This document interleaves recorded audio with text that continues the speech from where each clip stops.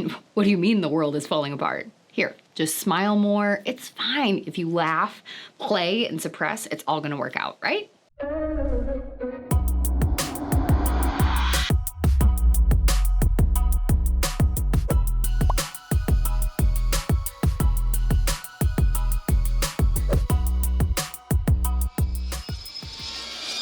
Hey everyone, how's it going? I'm Wackett.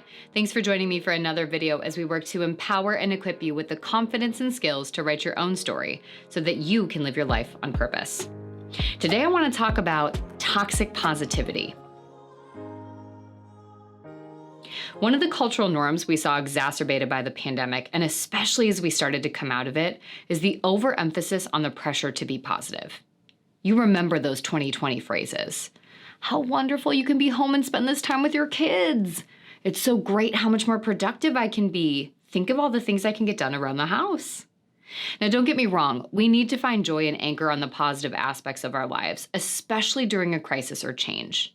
But the pressure to be fine and have it together all the time can lead to toxic positivity. Toxic positivity is the overemphasis and application of being happy and optimistic in our lives. Like trying to cover a turd with rainbow glitter and pretend it isn't still a turd.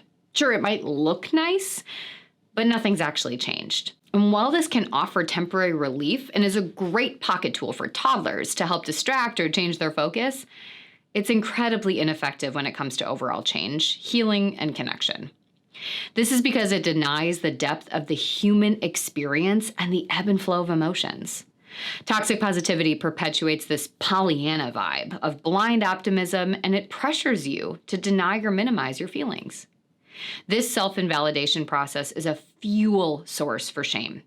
It can lead to an even greater sense of judgment and internal conflict when maintaining this sense of outward optimism, but feeling overwhelmed by anger, sadness, and resentment lying within.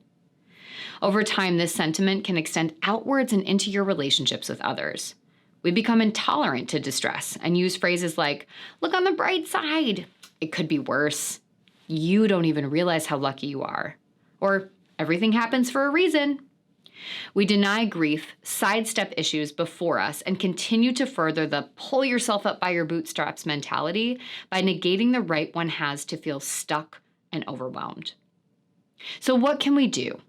We need to make space for both feeling the pain and living beyond it. Remember, feelings aren't good or bad either or. They're a complex web of experiences and are each designed to ebb and flow in our lives. So the next time you hear yourself saying one of those key toxic positivity phrases to yourself or someone else, try using a both and statement. Hold the reality of things being hard and consider what you can and will do. So look on the bright side could become, I know things are hard right now. What's one thing we can do to help it feel less hard? Things happen for a reason might become, I'm so sorry this is happening. What do you need? Or think of all the people who have it worse could become, I know it can feel hard to see your pain without judgment because you feel like you should be fine. It's perfectly normal and reasonable not to be. It's not about comparing one's suffering to others or putting a smile on our face. It's about seeing the universal human experience that connects us and that we all suffer. And we can work through our individual and collective pain together. Now, I know that last one is a big one, but you get the idea. From here, then, we need to acknowledge our pain. We need to honestly name it. When things are hard, let them be hard. Sometimes things suck. It is okay and necessary to make space for that.